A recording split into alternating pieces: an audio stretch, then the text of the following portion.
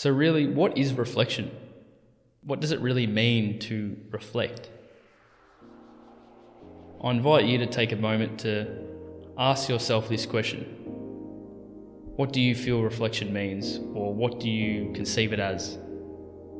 Take a moment to do this and just really wonder what it really means for you and what you've come to know it as.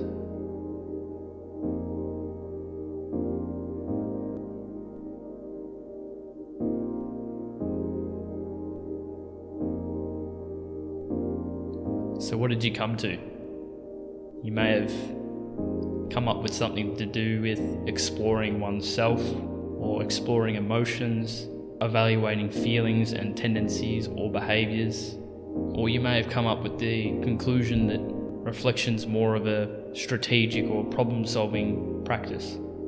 Something to do with critical thinking opposed to maybe some sort of mystical self-exploration. Irrespective of what you came to, what I really want to get you to consider is how comprehensive this topic is, and that through just reflecting on such a question, what is reflection itself, or asking yourself what does reflection amount to and what does it mean, what I wanted you to sort of see from that is how many varied meanings it can take. And what this can do is this can depreciate its full essence, what its purpose and function really is. So I'll give my explanation on what reflection is and just see how this sits with you and what you came up with. Fundamentally, reflection is the act of self-examination, examining the self in which operates your entire life experience. So not just one area of it, not just emotional, not just psychological or sensory-based, every aspect of it. The interpreter who comprehends what it's encountered, the listener who receives the sounds of experience, the thinker that creates images and symbols in the form of the mind, and the sensory system that integrates all the sensations of experience.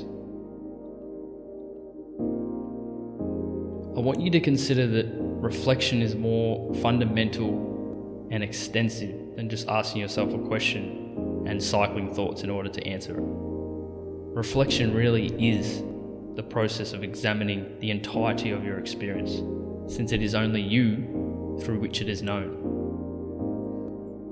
So quite literally, you are examining your experience when you examine yourself. When you examine a circumstance or a situation, you are co-equally viewing and interpreting yourself, because you see the experience through your own lens, through every faculty that you're operating. It's a reflection, or it's a mirror image of you, how you interpret that experience. You are, as well as integrating and perceiving and consuming the experience, you are also creating it. And this is why reflection is so important. So quite literally, you are examining your experience when you examine yourself. The only difference is you are concentrating on the processing that occurs internally, opposed to the processing that has first been received externally. And this is an important feature of reflection that often does not get spoken about in its common vernacular, or its common colloquial language and terminology. We often just consider reflection to be critical thought on what some pertinent aspect or specific aspect of ourselves, and then how we are responding to that situation externally. So we just think of reflection as some critical analysis on something that we've done, and then our assessment of responding to that situation and how we could better respond, or how we didn't respond as well as we could, or if we did do well, and really evaluating and decomparting that experience. But what I would like to invite you to consider is that reflection goes much further than just this. Reflection is you paying precise attention to the experience that is happening within and discerning how it then dictates what happens without. In other words, how what you are experiencing inside of you is determining what you see, hear, feel and taste outside of you. Generally, experience is just assumed objectively external and completely separate from our internal experience. And so this is where my explanation here might be a bit skewing in a sense, because you might hear me say reflection as a mirror image or a derivative imitation of you. You might hear me say that and you might think, well, I'm not my experience. My experience is separate from me, and everything that happens outside of me isn't always within my control, therefore it isn't me. But what I would suggest is quite the opposite, that what we experience internally almost entirely constitutes what we will then experience externally. This can be very easy to misconstrue or misunderstand, but this doesn't mean that if you feel saddened inside that it will then rain, or if you feel joyous inside that it will then shine bright and sunny with no challenges in sight. Reflection is to see how your interpretations are configuring your perceptions. So generally, what you experience outside of you may still remain to a large extent the same, but how it is interpreted is brought into question when you're reflecting.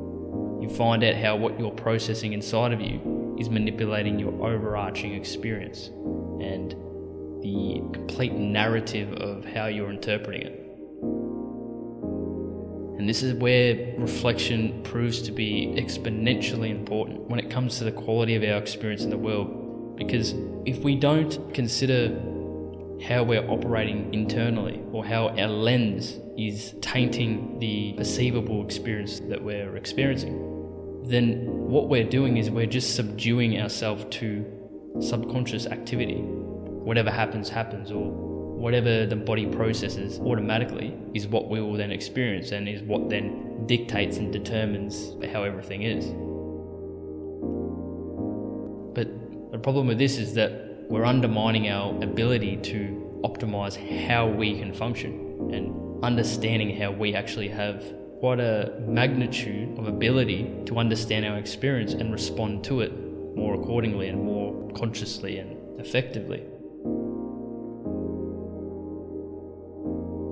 The ability to reflect, it isn't necessarily a feel-good, affirmational activity where we reflect on ourselves. We see a problem and we go, oh, this is what the problem is. We write it down and then we go, oh, I've got to watch out for that next time, and then we set that aside and we move on. Reflection is a lot more elaborate than that. Well, that's what I'm proposing and suggesting here. Is it's an existential practice. It goes to the core of our existence, not just how we're behaving, but how we actually exist. So we may not be operating in any particularly overtly obvious ways. There might not be anything that we can actually implicitly see in our behaviours that's obvious, or in how we're functioning. But what reflection does is it allows for that very precise magnifying glass to see exactly what's being done at the granular level, at the level of real detail and intricacy. It's our discrete tendencies or the ways that we're functioning that reflection can help to unearth. And that's one of its powers. It's not always the obvious situations where we're just sad or upset or we've just had a challenging experience. It's that it can go to the core existential way in which we're functioning and completely dispel what's inhibiting our ability to move through a recurring challenge that might not be obvious. That's one of its powers. So I just wanted to provide some examples of reflection and how it profoundly influences clearer understanding. The first one, pain and direct experience. So for example, you might observe a constant pain in your body. You pay attention to the pain separate from the thought about it and wonder, what is this pain without my thought about it? So this would be you reflecting. You may then notice that a large proportion of the pain is due to the prioritization of the thought commentating about pain, opposed to the raw sensation of the pain itself. So when you notice just the pain without persistent thoughts narrating themselves in the background, the severity of it begins to lessen. So that's one example that reflection can unhinge our tendency to prioritize thought. When we fragment our experience and give our attention to, say, a constant pain or constant fear or constant physical discomfort, when we give prioritization to the thought, what this does is this can narrate the pain to fit into something that we're thinking about. For example, if I stub my toe and I say this is extremely painful, well, that is going to sub-communicate to my body that it's in pain. So therefore, its sensory system is going to be more receptive to any pain that's actually in the body. So this is sort of hyper increasing our pain through our own indirect intentions. The second example of reflection is imagination and direct experience. This is a very powerful example. So you may be stuck in this continual image and rehearsed scene you keep imagining about the future, which keeps you worried or anxious. So you're worried about what could happen tomorrow, what could happen next year or next week. You're caught rehearsing in this sort of pretensed scene and this outcome that you think is going to actually happen. You reflect on your current experience and notice that the experience does not remotely exist at all, but you are suffering the imagination of it, not its actual existing direct reality. So you ask yourself then, what's making me continually worry about something that doesn't actually have any existing reality to it, but an image purely in my head? Why am I so anxious if it has no existence to it whatsoever? So in that instance, you may release the incessant need to worry, since you're becoming presently conscious that you're suffering something that doesn't actually exist. So right there, through that act of reflection, you're segregating between your pre-existing image and imagination about something that might happen and what is currently happening in present existence.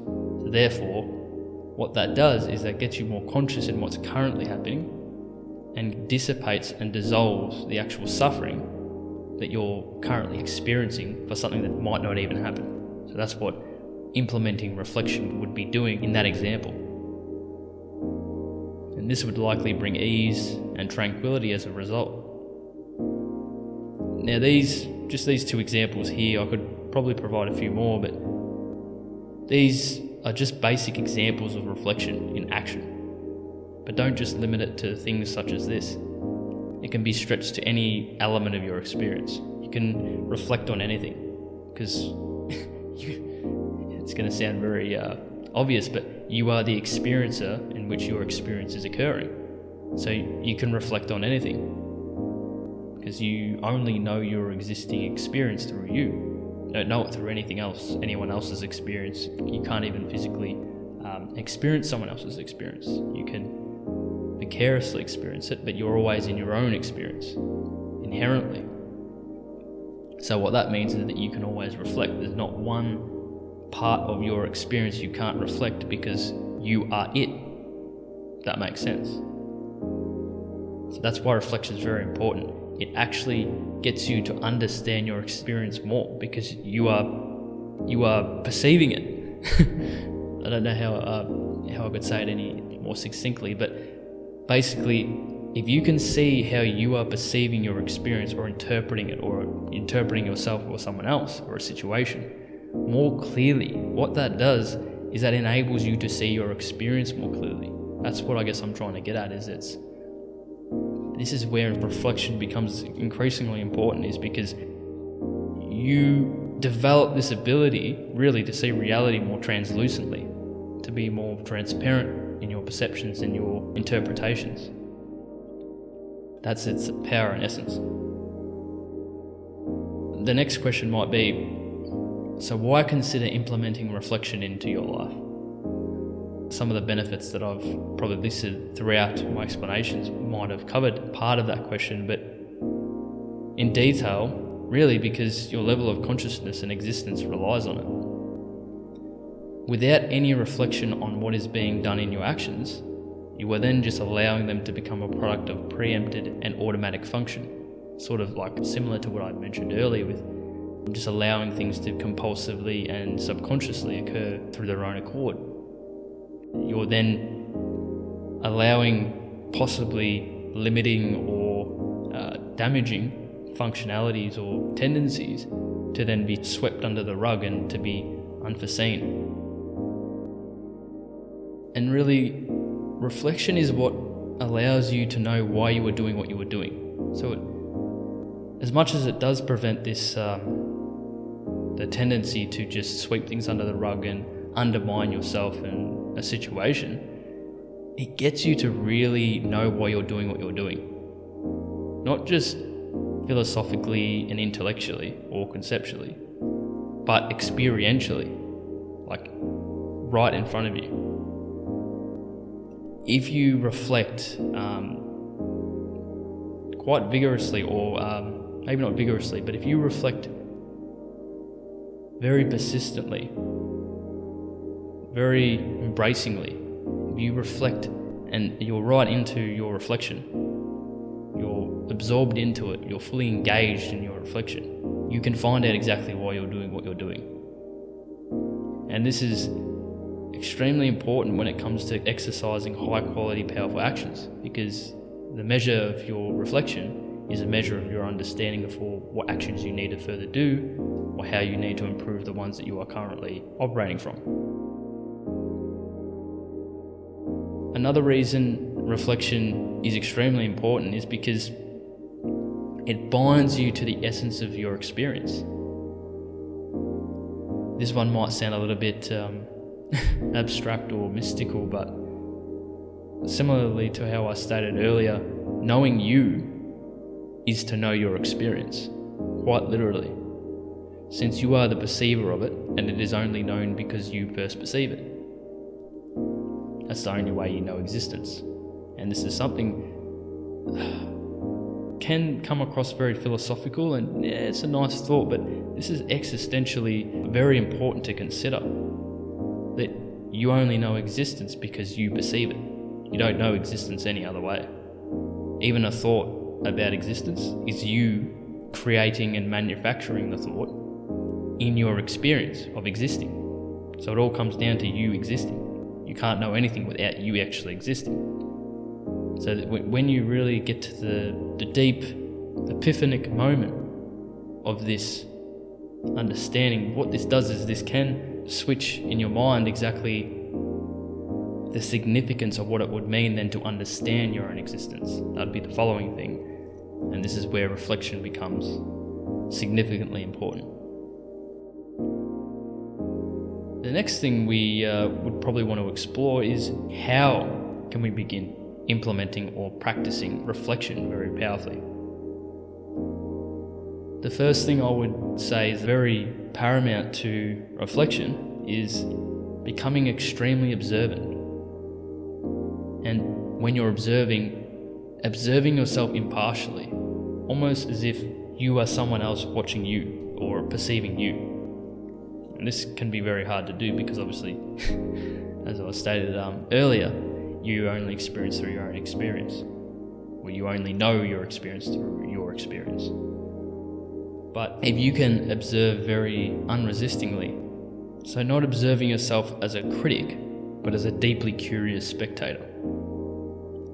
Because if you observe yourself like a negative critic, there's every chance you'll suppress honest responses out of avoidance. Be a neutral observer, as if you were observing an ant without any opinion. Quite literally, observe yourself as if you were a curious biologist holding the magnifying glass ever so delicately, as if not to disturb the ant that you're observing. Because you see, disturbing the ant, which would be you, will have it retract and scurry away. So if you observe yourself as a critic quite negatively or quite diminishingly, you list all the negative things that you've done, all the mistakes and how you're a bad person or you're not going to achieve this or that, then again you're going to retract and you're not going to be able to manifest and elicit transparent answers or very authentic answers. They're going to come from a place of possibly avoidance.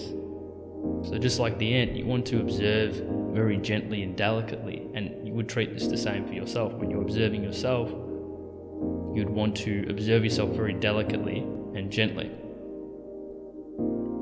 It's better to closely observe with a gentle eye than it is to observe in a very intimidating way or discomforting way.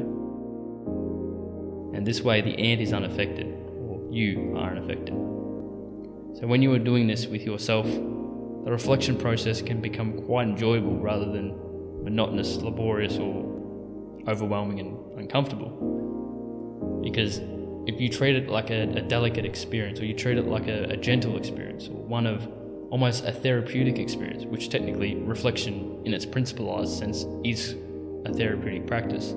But if you treat it not even therapeutic, because that could be maybe conceived as clinical, but if you treat it as an enjoyable process, as if you're observing something very mysterious, something very wondrous, something maybe enchanting that you don't know much about. If you treat a discomforting feeling or a challenge or whatever it is within yourself akin to this, as if it's very intriguing and very mysterious and you're just wanting to discover what it is, it allows you then to build up a capacity of interest and curiosity, which then allows you to authentically respond to your inquiry, to reflect. So to finish up this podcast, I'll leave with the tips that I usually do. Some tips on reflection, on hopefully being able to implement some of the things that I've spoken about in regards to reflection and how it can be powerfully implemented into your life.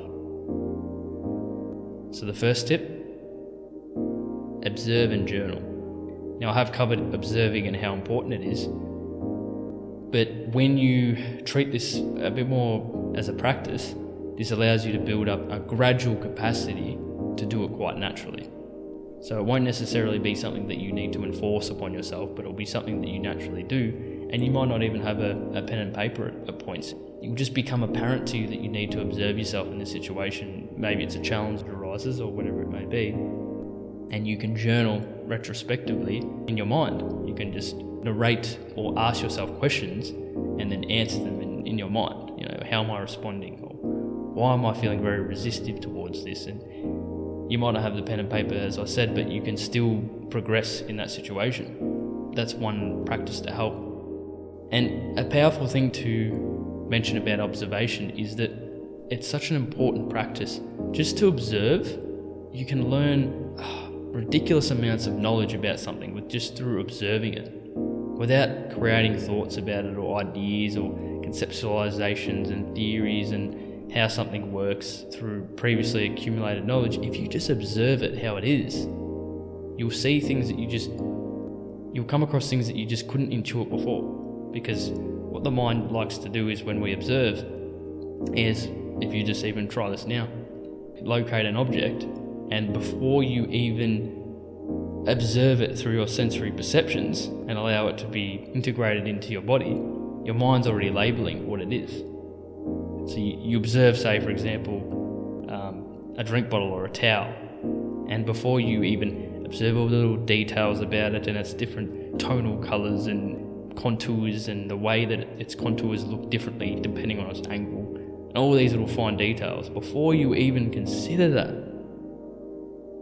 it's already labelled towel or drink bottle. So an observation free from that allows you to pick up on very subtle and discrete things that you may not have noticed prior to it. And this is what helps with detecting very subtle, limiting, challenging behaviours that we might be operating from. As I mentioned earlier with reflection, it goes to the core of your existence and how you're operating.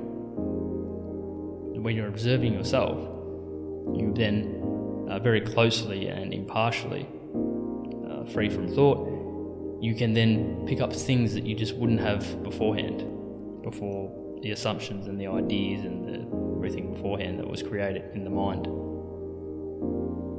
So then, once you've done that, your journaling can be increasingly empowered, because you have more knowledge beyond just the thoughts that you're having within the mind or rendering.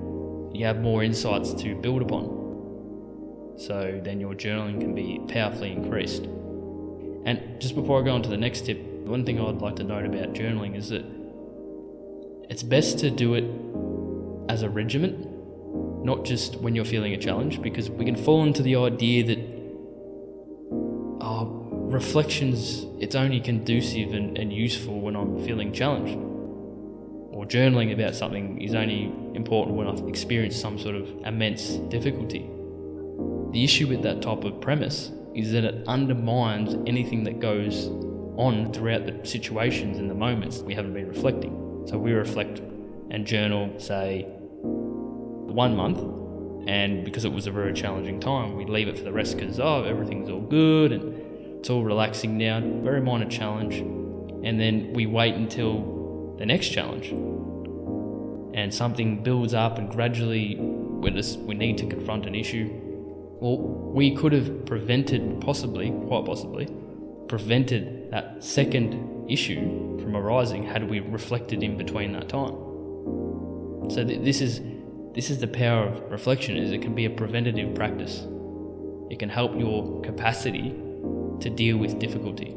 This is one of the powers of it. And so I would encourage you and I would implore you to journal and reflect more often than you may actually want to, because this allows you then to do it in moments where you think you won't need it. And they're the moments that we quite often need to do them. The second tip is silence. So this one goes without saying that we spend so much of our time transfixed and absorbed into stimulating activities that we can never really attain clarity over our functions that happen within us. When we inhabit silence, or we sit in silence, or we experience silence, our mind can go quite hyperactive and all over the place. But what this does is this gives us space to then allow insights and understandings that were completely suppressed and subordinated from our hyperactivity. And this is what you might notice, is that when you sit in silence, a lot of the challenges and fears and difficulties and anxieties arise purely because the silence allows a space for them to be clearly seen. And so that helps with your reflection, absorbing moments of silence, whether that's 5 minutes, 2 minutes, 3 minutes, no sound, absolute dead silence. If you can do this then allows you to understand what the mind is doing on a more subconscious level, because when you're engaged in continual hyperactivity, it's very hard to reflect because the mind is disproportionately trying to multitask its attention, spread it out too thin on too many activities, too many behaviours. So silence is very helpful for reflective practice. The third tip is to contemplate. This one is extremely important. Extremely important. Contemplation is basically the practice of sitting with yourself and a journal, or just sitting there with no writing material whatsoever. I would encourage writing material, and asking yourself a series of questions, or an initial question, and then inquiring into what that question entails or what it comes down to. For example, you might ask yourself, why do I continually resist this experience? Or why do I continually resist my work colleagues? Or why do I continually suffer in social interactions? Why do I always feel anxious in social interactions? If you ask yourself questions along these lines, or something about, even if it's a positive thing, why do I feel good around this person, but maybe not so much about this person? You ask yourself this question, then you inquire into that. You answer that first question, and then you inquire into the following question. You ask another one, and it becomes a back and forth dialogue with yourself, and you can speak as if you were speaking in third person when you ask the question, and then respond as first person, as yourself, when you answer it. And this allows you then to build this sort of relationship with your, you could say, inner psyche, or your subconscious self, or just you in a reflective way. Because having a dialogue with yourself, it enables you not to feel so alone or isolated when you're trying to reflect, because that can be one of the fears that some of us have, is reflection can be very isolating, because it is a self-practice. It is a practice of solitude quite often. So contemplation, have that dialogue, question and answer with yourself, and try and build insights from these questions, and you will see that it becomes kind of like a story, and that builds up an understanding of what's actually happening in this circumstance that you're exploring. The last tip I would recommend is questioning. And the reason why questioning is so important is because I've sort of covered it with the contemplation where you ask yourself questions and having a dialogue, but in this sense, when I mean questioning, I mean just a free-flowing, open-ended question with yourself. And this might be you ask yourself a really deep, difficult question like, who am I? Or something. Or what am I really wanting in life? And you just ask that question and you just sit with it. And maybe you ask it a few times and you don't know the answer to it, and that's fine. But what this does is this primes your attention to then consider thinking about this question throughout the actions of your day and throughout the activity of your day. It's in the background and it's sitting there ready for you to be in a moment where you resonate with the answer that aligns to it. So you might ask, who am I? And that's quite an existential, deep question, so you might not know the answer straight away.